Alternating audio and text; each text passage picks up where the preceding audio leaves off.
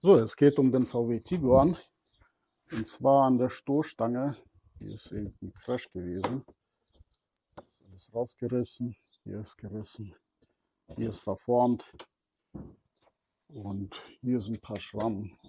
Auf jeden Fall soll die Stoßstange nur jetzt irgendwo bis hier lackiert werden. Also im Prinzip ein Smart Repair Verfahren.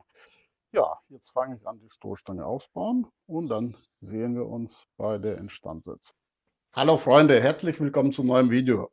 Schon lange Zeit keine Videos gemacht. Einfach zu viel zu tun. Schaffe ich nicht. Und jetzt ist wieder so eine schöne Arbeit, wie ich finde. Die Stoßstange ist aufgerissen, hier in dem Bereich. Und klar, man kann die normalerweise gehört die Stoßstange auf den Schrott. Aber mein Motto immer, alles was man retten kann, sollte man auch retten. Und das ist ja keine große Sache. Also ich gehe erstmal mit der Wärme bei und richte das so weit, dass das alles passt. Und dann fangen wir an mit Kunststoffschweißen. Man kann auch alternativ, wenn man jetzt keine Erfahrung hat mit Kunststoffschweißen, kann man auch kleben, kann man klammern. Es gibt verschiedene Möglichkeiten, aber das Schweißen des Kunststoffs, das ist die beste und die haltbarste Methode, weil man schweißt ja exakt mit demselben Material, wie das vorhanden ist.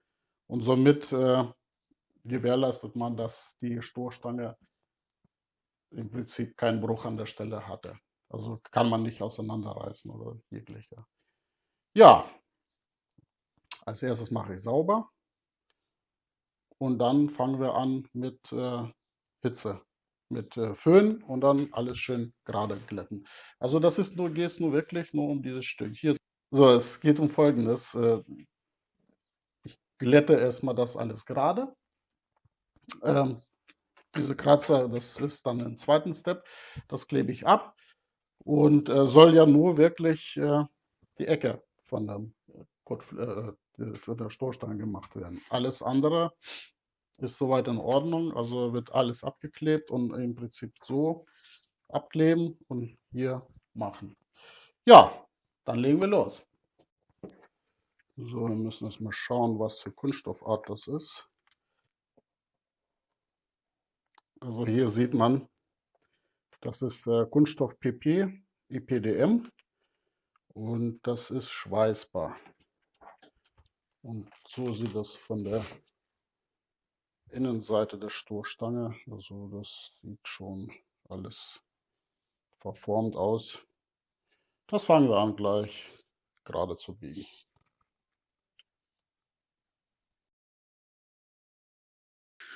So Freunde, wir beginnen jetzt.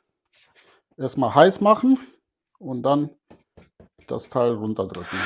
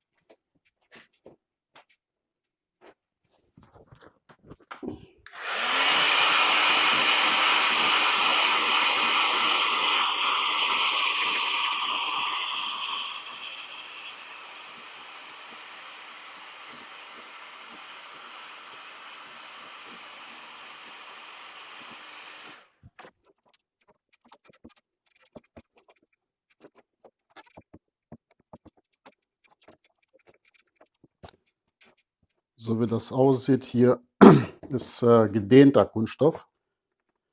Das heißt, ich werde erstmal hier zuschweißen, diese Stelle. Dann mache ich einen Schnitt und dann äh, auch nochmal zuschweißen. So, erstmal abkühlen.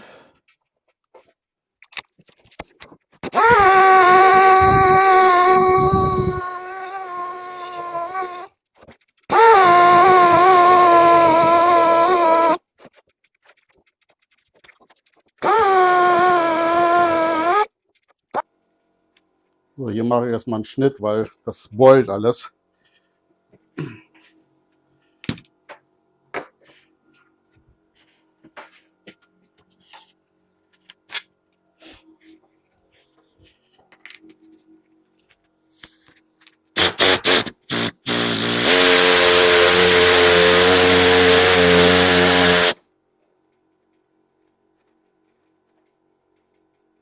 So, schon besser. So ist schon besser.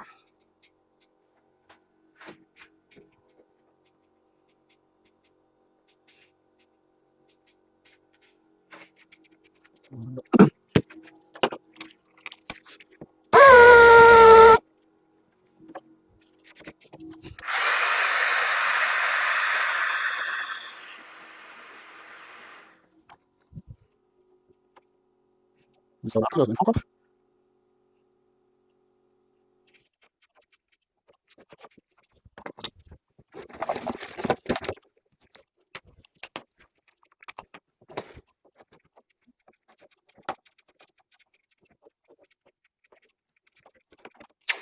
Abkleben, das, was nicht beschädigt werden soll.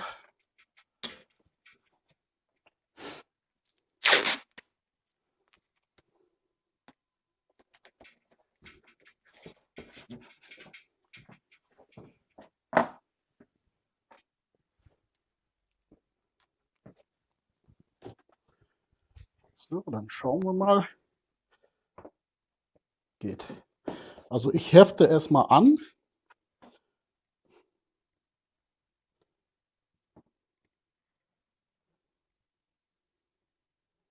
Damit er in der Position bleibt.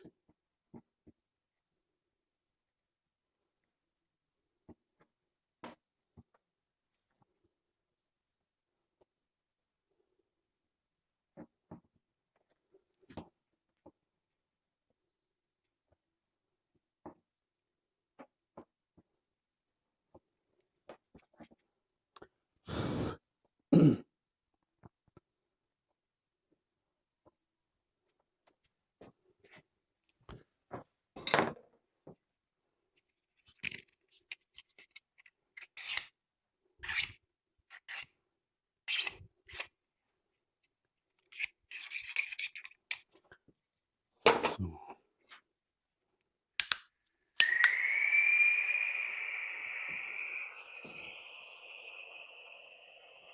Und dann setze ich an. Ich erwärme beide Werkstücke. Einmal das Schweißmaterial und einmal die Stoßstange. Und dann wird das einfach nur so unter Eigengewicht reingelegt.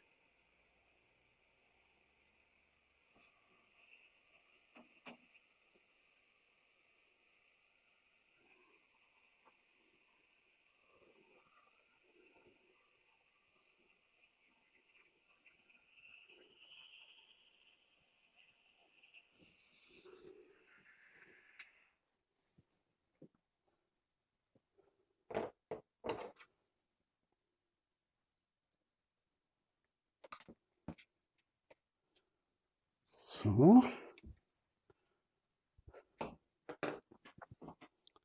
Das Überschüssige ziehen wir ab.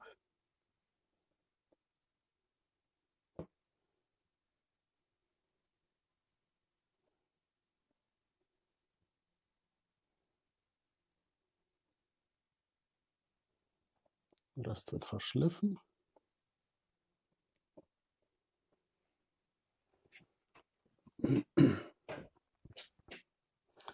Das lassen wir jetzt mal abkühlen.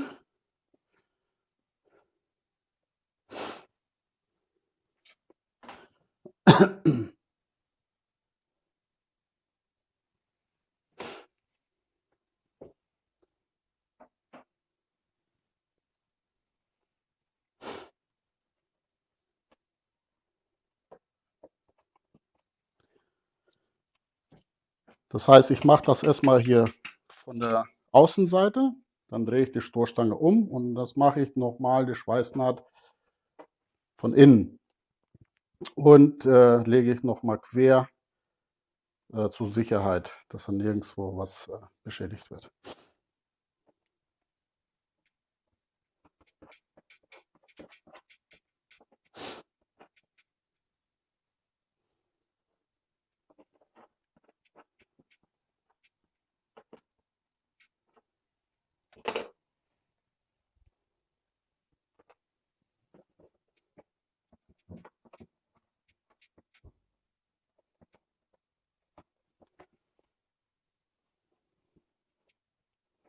So, jetzt richte ich das hier aus.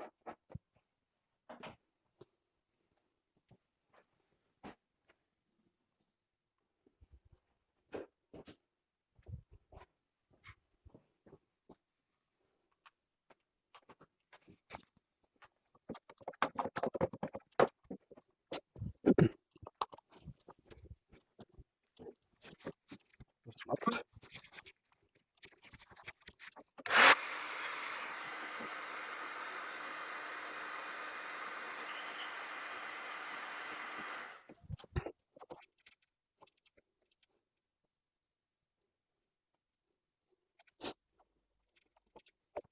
Muss man ein bisschen ausrichten.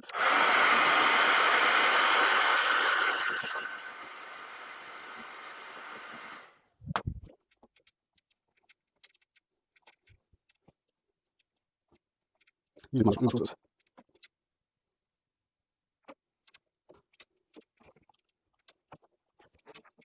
Hier sieht man Überschuss.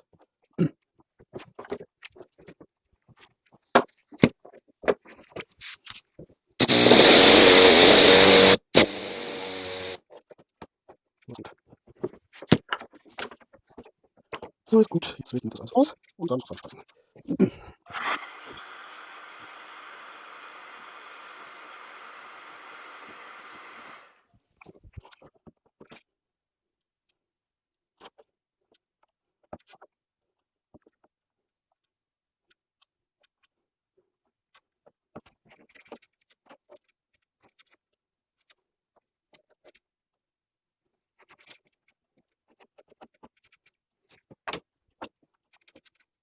Jetzt wird erstmal anschließen.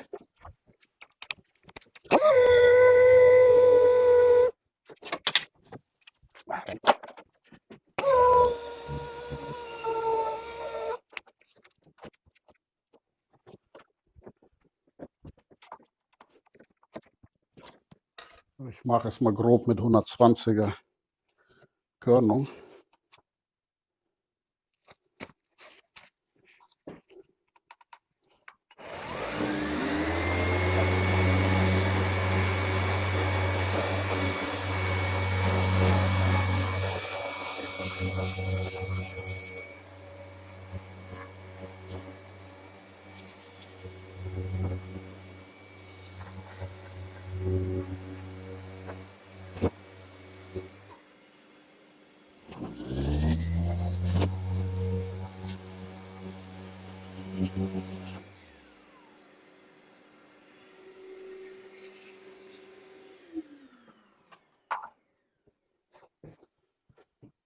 Jetzt kommt eine Nut, damit wir auch wirklich frischen Kunststoff haben zum Schweißen. Und hier versuchen wir mal, dass das zusammenkommt. Anheften.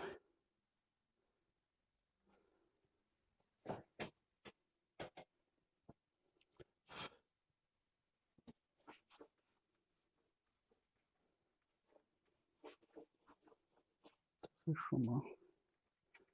Hier ist noch eine Beule, aber das mache ich nachher weg.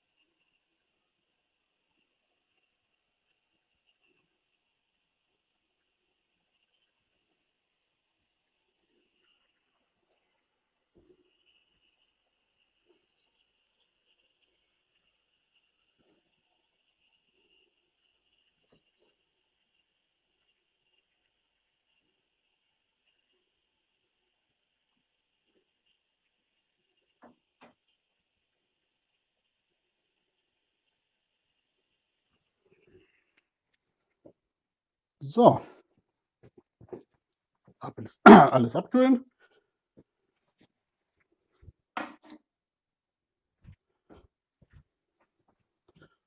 Dann noch mal nachrichten. Dann geht's auf der andere Seite.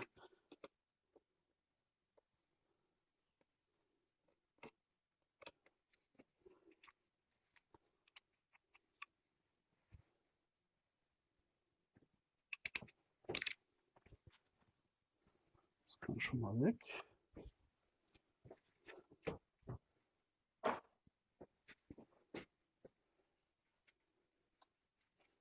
Hier ist noch eine kleine Beule. Muss ich noch mal drücken. Dann hier gerade schleifen und dann gucken, ob die Abdeckung passt. Jetzt mache ich genau das gleiche. Eine Nut hier rein, damit wir schön reinlegen können. Und hier.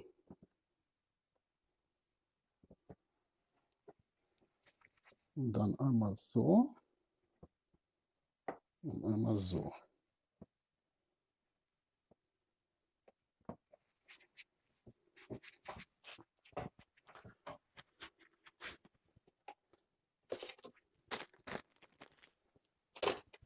Wo habe ich das jetzt hier?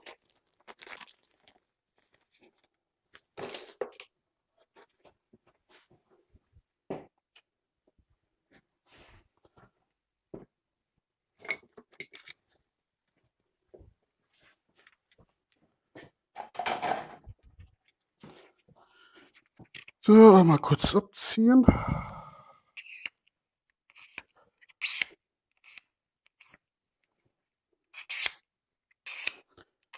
Eventuelle Oxidation vom Kunststoff abziehen.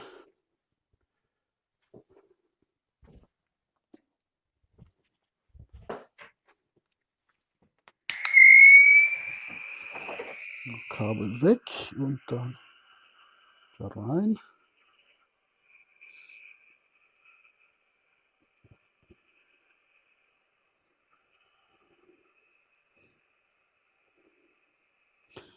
Nicht drücken, einfach, das legt sich von alleine in der Naht. Und wichtig ist, dass es nicht qualmt, dann verbrennt das. Also nur verflüssigen.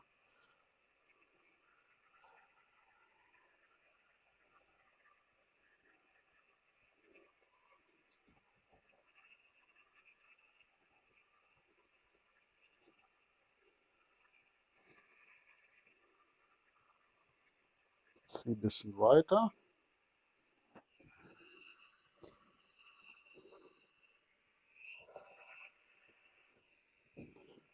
Und jetzt so.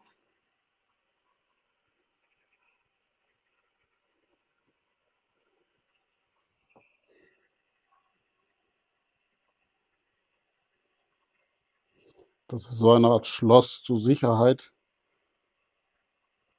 dass damit nichts aufgeht. Geht normalerweise so auch nicht auf, aber sicher ist sicher.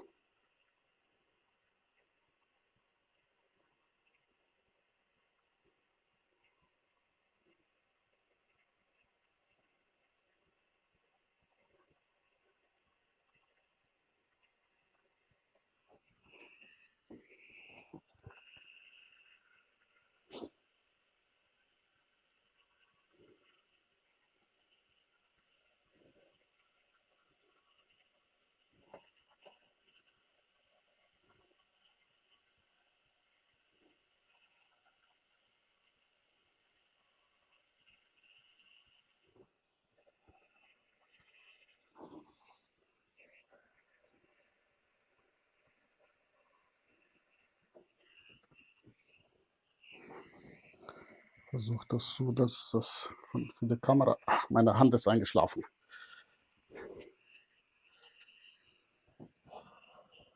Damit man das sieht auf der Kamera.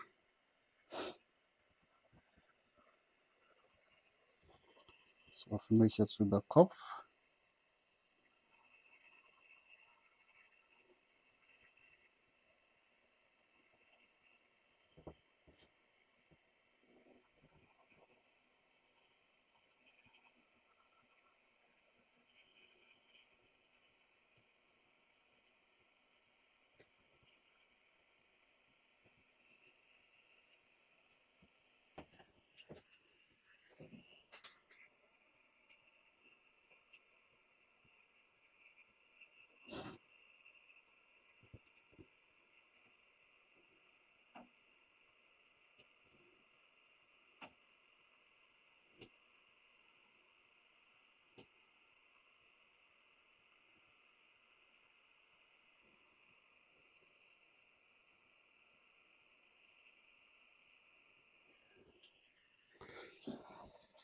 und den Rest da reinlegen.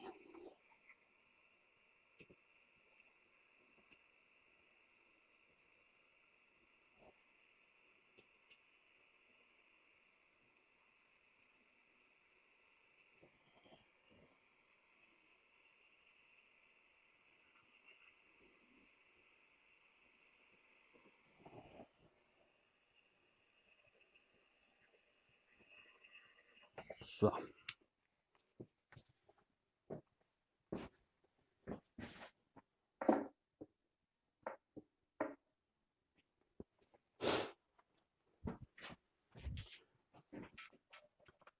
Den wegmachen.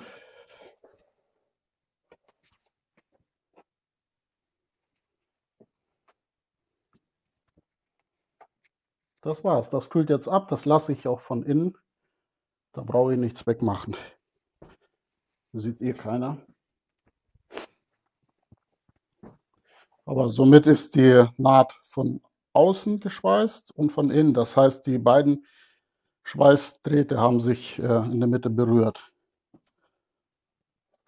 So. Natürlich, solange das heiß ist, nicht bewegen, sonst zerreißt man das. Aber wenn daher abgekühlt ist, ist bombenfest. Also ist genauso, ob man jetzt hier irgendwo reißen wird oder hier. Ist kein Unterschied.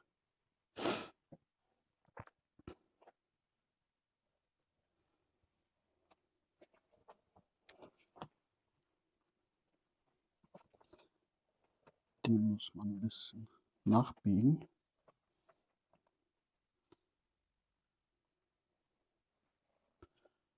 Der ist noch verformt.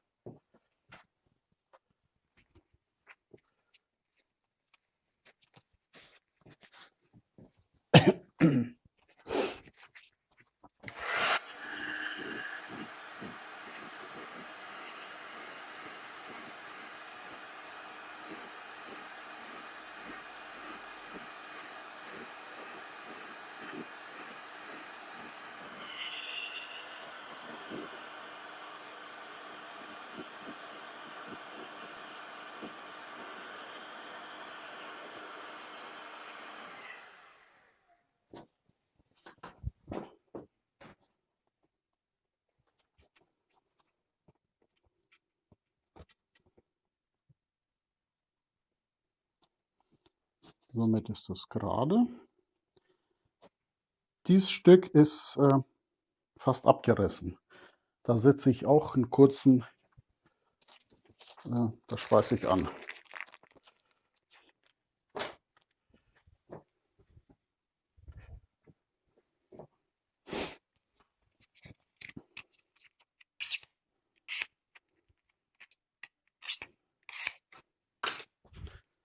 Dieses Teil sieht man hier, da ist ein Riss. Wo habe ich das? Da setzen wir auch ein Pünktchen.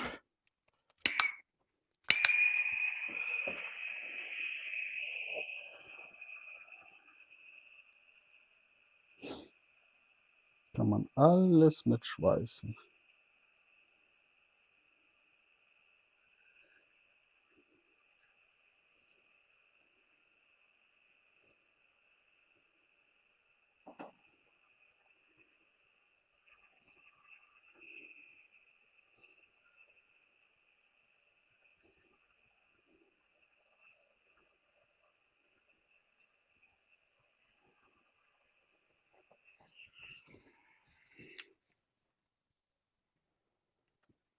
So, das ist angeschweißt, das ist gut. Das ist auch gerade. So, jetzt noch gucken, ob hier vielleicht eventuell was anzuschweißen wäre.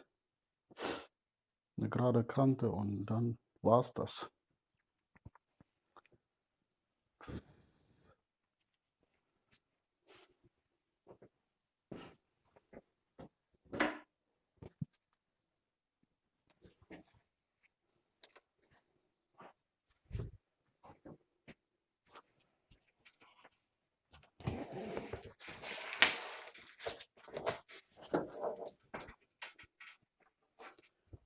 stelle ich die Kamera wieder. Normale Position.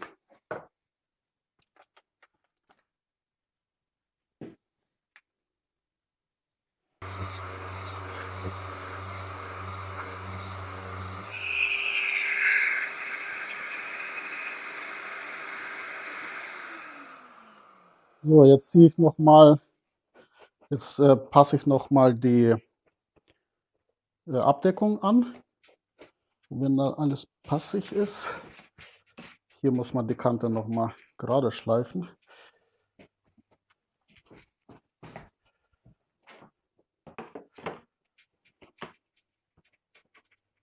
Das ist alles gut, passig. Also sind kleine Vertiefungen noch. Durch die Verformung, durch das war ja richtig gestreckt. Das wird zugespachtelt. Das ist minimal. Das passt.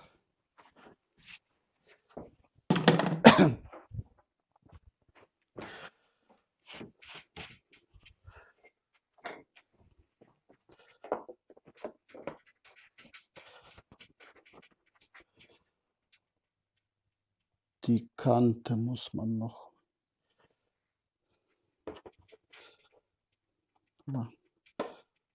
Das ist hier irgendwie noch nicht ganz. Also hier ist noch ein bisschen.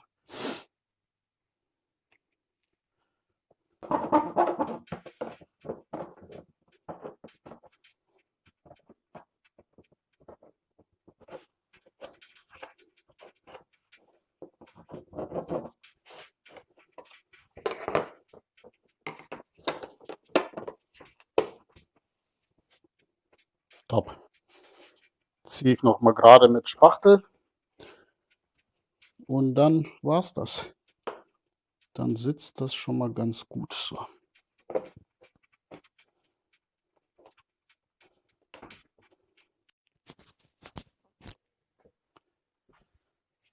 So, Spachtel speziell für Kunststoff. Kunststoffspachtel. Und jetzt damit machen wir die ganzen Unebenheiten weg.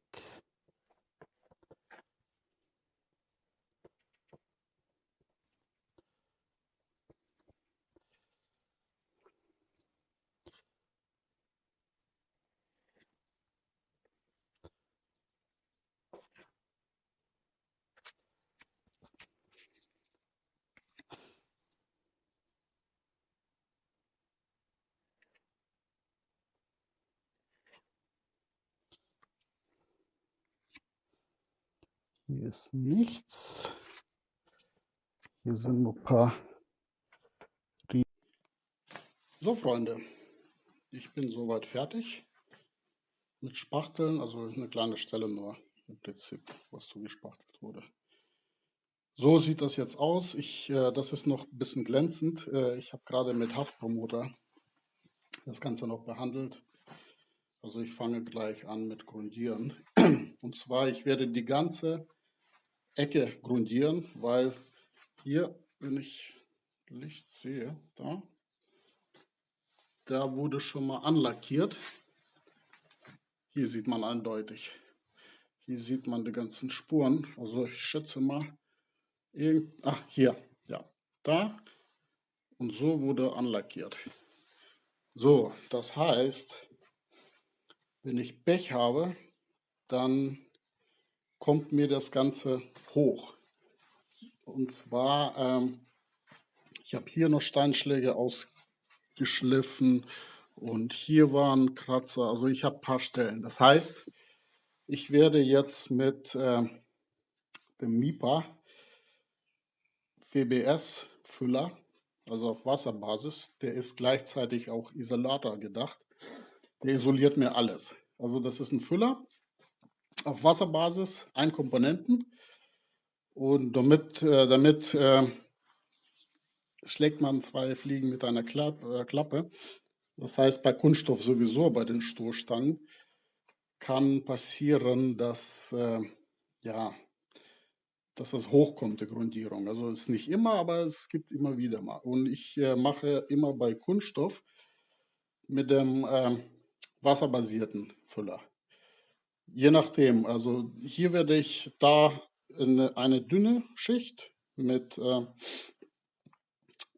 im Prinzip, dass das gerade mal nur benetzt ist, also deckend. Und hier natürlich werde ich 2 bis 3 Schichten machen. Dann morgen nochmal schleifen, das alles. Und damit ist das fertig dann zum Lackieren.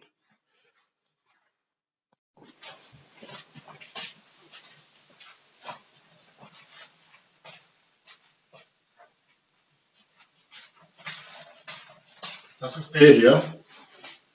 Der ist fertig verdünnt, also da braucht man keine Zugabe vom Härter, braucht man keine Zugabe von Verdünnung, beziehungsweise wird verdünnt mit Wasser, wenn man jetzt eine kleinere Pistole hat, mit 1er Düse oder so, oder mit Minijet. Da sollte man dann schon verdünnen, aber sonst geht das so. Und der Vorteil, die Pistole wird einfach mit Wasser gewaschen. So, der Haftblumenmutter ist jetzt 10 Minuten drauf. Dann fange ich an mit dem Auftragen.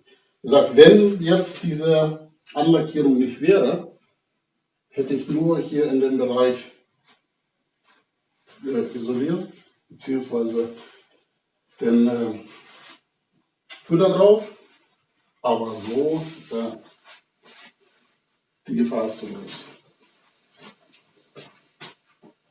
So, wo ist meine Maske?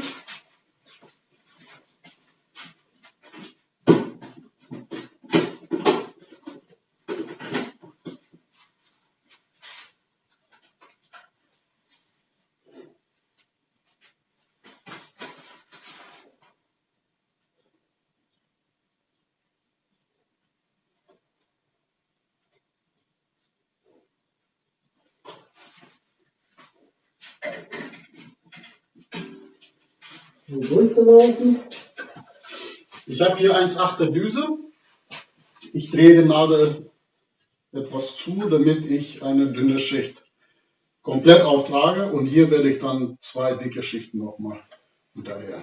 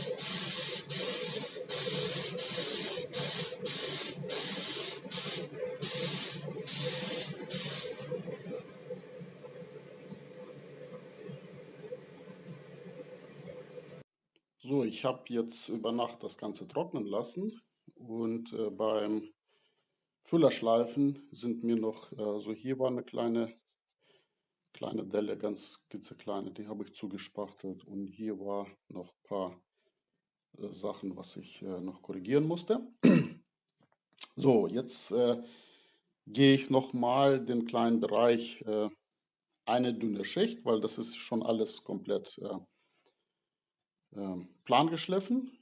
Und wie gesagt, nur dies kleine, eine dünne Schicht, und dann werde ich das Ganze trocknen, 2 Stunden, und dann mit 500er das ganze Teil schleifen, vorbereiten zum Lackieren. So ist der Plan. So, jetzt nochmal einmal grundiert mit einer dünnen Schicht.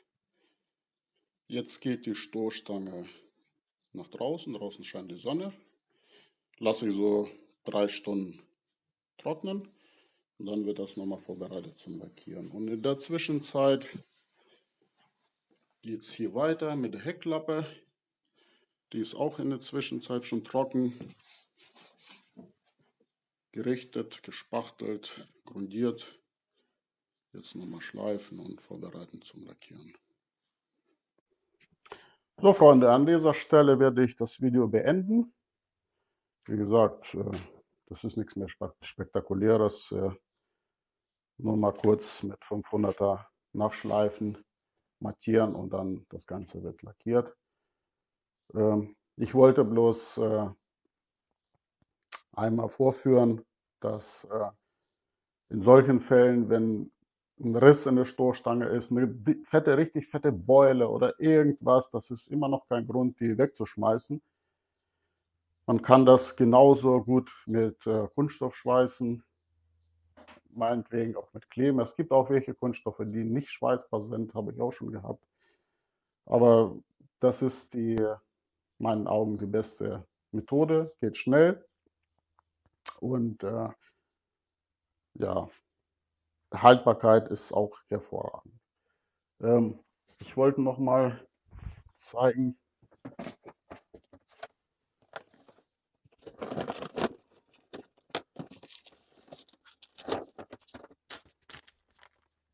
die Schweißzusätze, die sind dreieckig.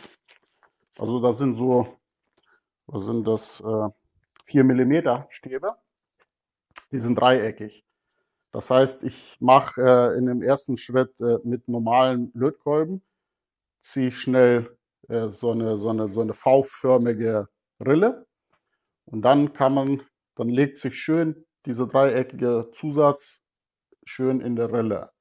Das heißt, von einer Seite, dann wird das Ganze umgedreht, von der anderen Seite wird genauso gemacht und dann werden noch Schlösser gemacht. Das heißt, am Anfang und am Ende der Schweißnaht wird einmal quer geschweißt und in der Mitte, je nachdem, wie lang das Ganze ist. Ja, ich hoffe, das Video hat euch gefallen. Ich bringe jetzt die Stoßstange raus in die frische Luft. Euch allen einen schönen Tag. Wenn das Video gefallen hat, lasst Abo gerne da, like das Ganze, kommentiert gerne. Mich interessiert, wie ihr das Ganze macht. Und ja, bleibt gesund, macht's gut. Ciao, ciao.